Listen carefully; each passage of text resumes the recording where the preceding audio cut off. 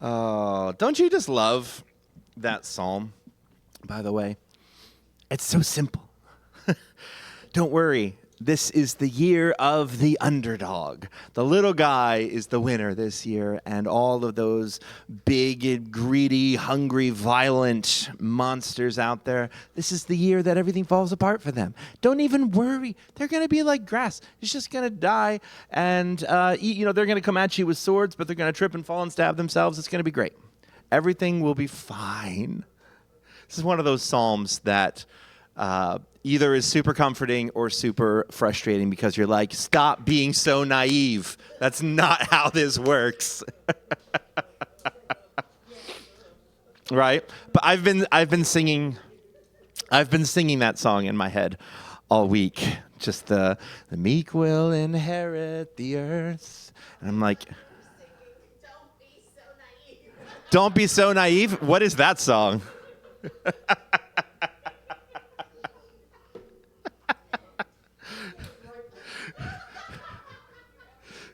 Keela's having a moment for those of you at home.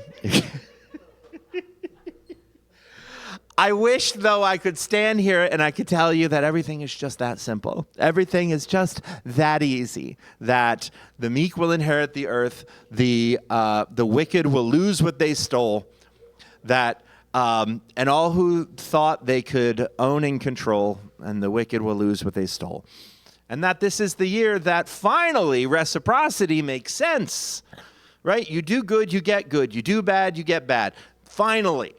It's like the cause and effect that we all feel deeply in our heart and soul. Finally, this is the year when all of that happens. I wish I could tell you that like the universe just upgraded its operating system and we fixed all the bugs finally after all this time.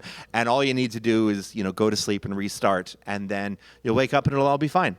I wish I could tell you that, but I can't because I have a little bit more integrity than that. This is why I'll never be a mega church pastor. Unfortunately. But unfortunately, though that has not happened yet, there is still something in this text that I think is so valuable and so important for us who are living in the here and now, in that space between the way we think it should work and the way that it does work. But before I get into the text, I need to tell you about the best Christmas present I ever got in my whole life, which is great because it was recent. It was this past year.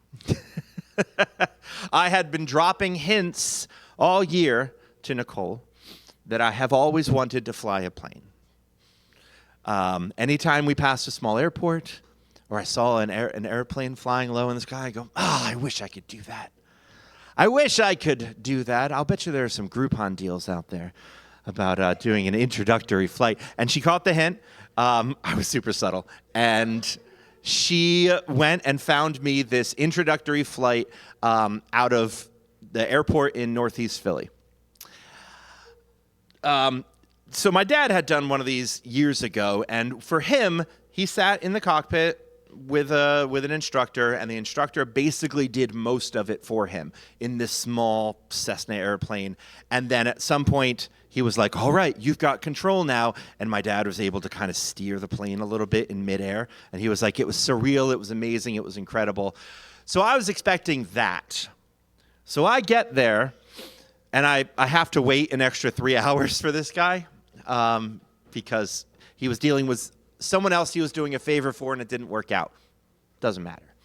But I get there, and I tell him, hey, I've never done anything like this before, but I wanted to be a pilot when I was a kid, and I've played a lot of Microsoft Flight Simulator. So I am really excited for this. So he goes, all right, great. Wonderful. Let me take you through all the checklists. And so we do all of the checklists for the plane. We check the fuel. We check the flaps. We check this, that, the other. Do you know there's fuel in the wings?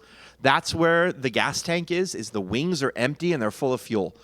Amazing, right? It never occurred to me that where's the gas tank of these things? It's in the wings. So we checked them. We did all the things. We sat in the cockpit. He told me all about what you need to do, and here's the checklist. He made me repeat the checklist back to him like 7 or 8 times. And this was this tiny airplane with 2 seats, 2 sets of controls, with the what is it called? The yoke and the 2 sets of foot pedals and all that stuff. So at any point he could take over. And he goes, all right, so I need you to show me that you know how to taxi. So here's what you need to do. And then he let me kind of taxi around a little bit. And then he called in to the flight people, and they were like, we're going to taxi here. And then he was like, all right, you're doing fine. And then he calls me out the moment I do something wrong, and he reminds me of the checklist again. And he goes, okay, if you can taxi over to this runway over here and remember the checklist, remember the things that you're supposed to do, which he made me repeat to him several times, he said, then we'll be good to take off. And you're good with that, right? And I was like, ooh, I guess. I don't know. Moving a giant craft with wings full of explosives that I just learned about at like hundreds of miles per hour for my very first time. Sure, why not? I'm in a mood. I'll do it. And so he did. And he let me do the throttle and pull up, and I was feeling this plane for the very first time. When you're playing at home, it doesn't have feedback like that. But it was like, it was pulling back. It didn't want to go in the air. And then once it went in the air, it didn't want to go where I wanted it to go, but he kept reminding me of the checklist, of the checklist, of the checklist. So, okay, we got in the air, and we got to like a level place. I can see Philadelphia there. I'm flying above the ground, okay? I know that's normal, but it's not normal. I am flying above 95, like in line with Route 95. I'm looking down. It's North Philly. It's 95. There's thousands of people on the road. I was like, I could crash right now into 95. They've trusted me with this thing that I know now is full of explosives in the wings. And yet, he was like, let's do the checklist again, okay? Now I want you to turn. And I was like, how do you turn? And he was like, turn it and see how it feels. And I was like, okay. And so we turn, and he's like, you can go more. You can go more. And so we're going through these checklists, and he's trusting me with so much of this. And we're not having any small talk whatsoever. We are just focused on the checklist until we're up there for a while. And then he's like, so, Zack, what do you do? I was like, well, right now I'm flying a plane, but otherwise I'm a pastor, and I need to come up with a better thing to say, because that normally shuts people up. Normally they just go, oh, I'm sorry for cursing. I haven't been to church in 16 years. I feel bad now. I should, I am the keeper of ancient secrets or something like that, He said, and I said, oh, I also work at a middle school. And he said, oh, I used to be a middle school teacher before I started doing this. He said, you know what? I would teach my kids my 3 lessons in life. His name was Caesar. These are Caesar's 3 lessons for life. He said, it's true for planes. It's true for life. I would teach this to my middle schoolers. You ready? These are Caesar's 3 rules for living a good life. Rule number 1. Checklists, checklists, checklists. I was as illustrated. Rule number 2, always fly the plane. Even if the wings have come off, always fly the plane. Never stop. Always fly the plane. Think of like Sully landing in the Hudson Bay. Always fly the plane. Rule number 3, there is no rule number 3. It's just checklists and always fly the plane. And so then we're flying near that casino that's up there in North Philly, and he says, oh, all right, so over there, you'll see the runway where we came from, and we're nearing the end of our trip. I'd like you to go towards the casino. I'm sorry, Pastor, but you got to go towards the casino and then bank left, and then we're going to start going down. And I was like, okay, and that's when I give up control. And he goes, do you think you can do it?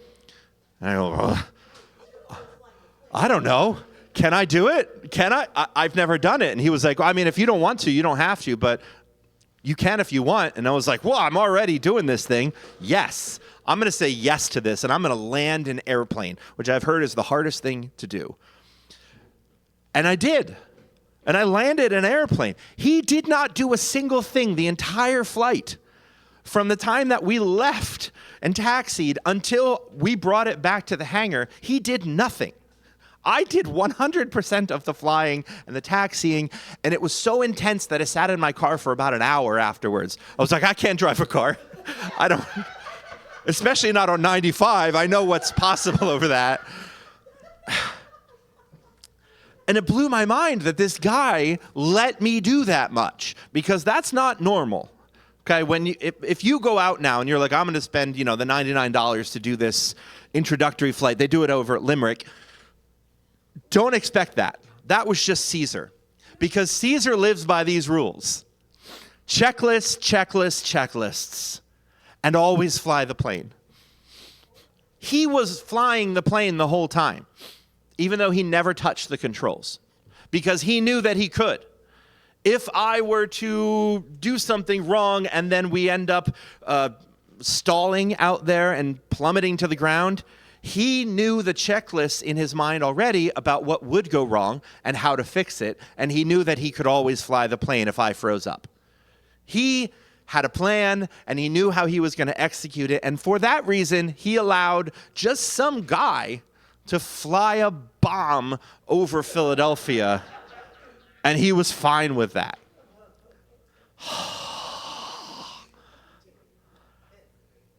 I know, right? And that is so important, that to checklist, and always fly the plane. I have actually lived by those since that day in February. Right? And that connects so closely to not only that new song we were singing, but also the text that we were reading today. That the chorus in that song, okay, is Jubilee. Now is the year of the Lord's favor. Bring in the Jubilee. There's this idea in the Torah called the year of Jubilee, or the year of the Lord's favor. Jesus, when he first declares his ministry, walks up to his people in his home synagogue and says, I have come to declare the year of the Lord's favor. It's the same concept. He said, I'm going to live now into the year of the Lord's favor, the Jubilee. It's the same idea. And it goes like this. This is how the year of the Jubilee works. In a nation whose priorities are straight, people should work for 6 days and rest for the seventh. That way, we learn to respect each worker as a person and to order our nation around their well-being, not around the notion of endless productivity. Then, because nature works on a slower time scale, every 7 years, nature gets a Sabbath. Every 7 years, the land gets the same rest that we allow ourselves. Because if we've ordered our society right in this way, then we understand that. We are not our productivity, so neither is the soil. The soil is not just a resource to be endlessly mined, but is a participant, is sacred, is holy. And so every 7 years, the land gets to lie fallow. You're not allowed to plow the land. You're not allowed to plant and harvest and do all of that intensive deal. In fact, you're allowed to pick what nature gives you.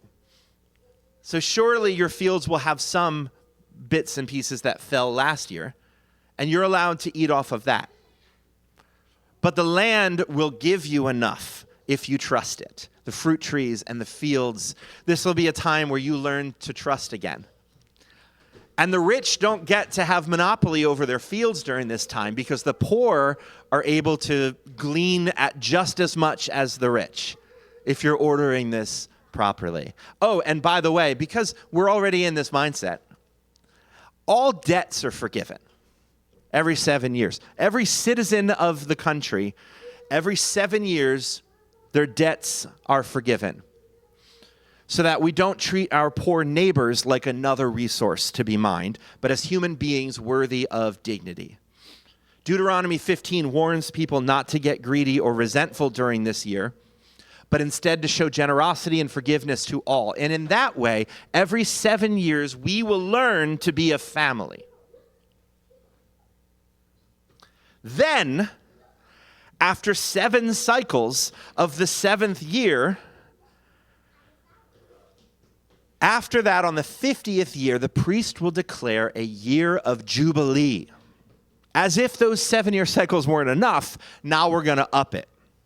In that year, not only is the land given a rest and all debts are forgiven, but all slaves are freed and all property is returned to its original owner. It is a full societal reset every 50 years. So you imagine once in your lifetime, you will experience one of these total societal resets.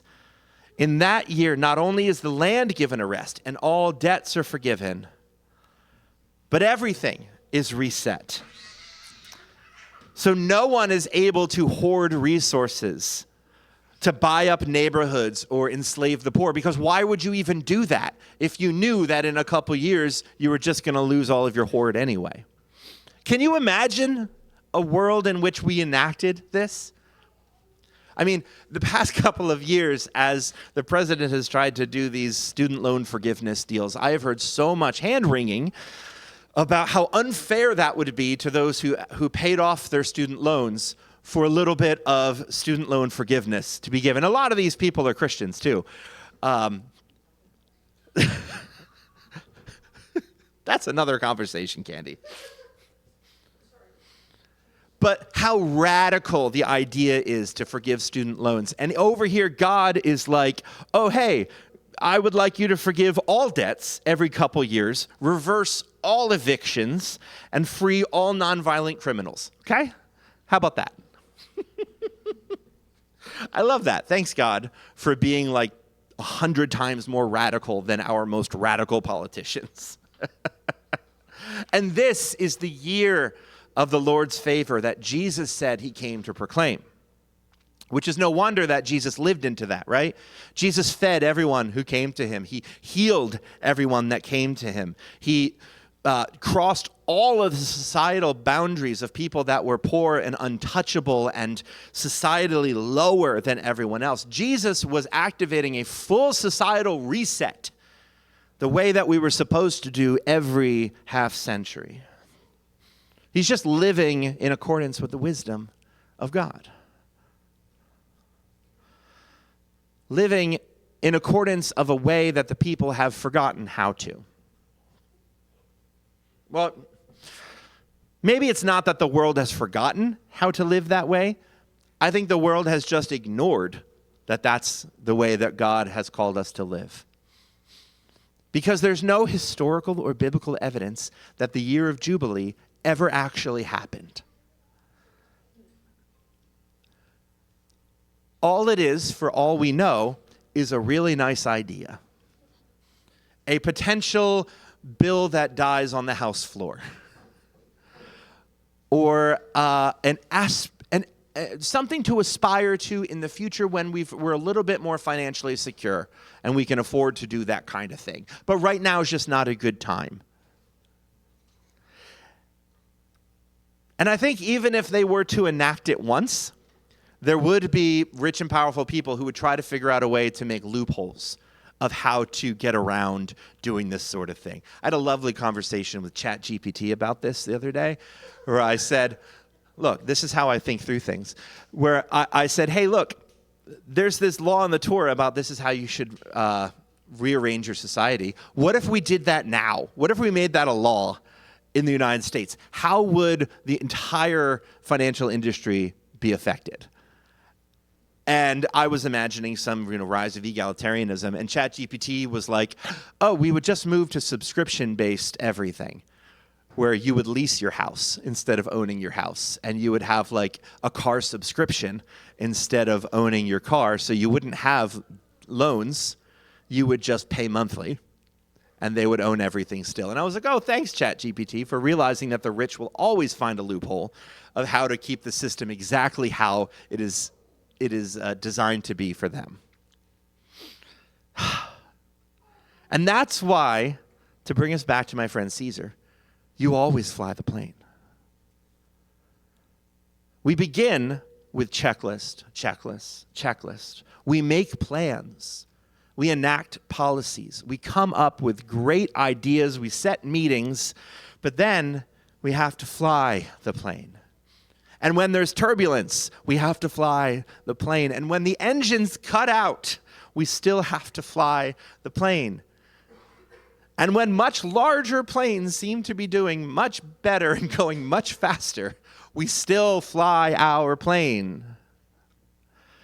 Because the wicked win when the righteous give up. And I feel like we as a church are full of people who are really good at the first part. We've got a lot of plans, a lot of dreams, a lot of ideals. We dream together every month. But what about the second? I want to hear from your collective wisdom. How do you keep flying the plane when the engine is on fire? How do you keep fighting for good when evil seems to be doing so well for itself? How do you rebound from disappointment? How do you keep flying the plane? That is a real open question.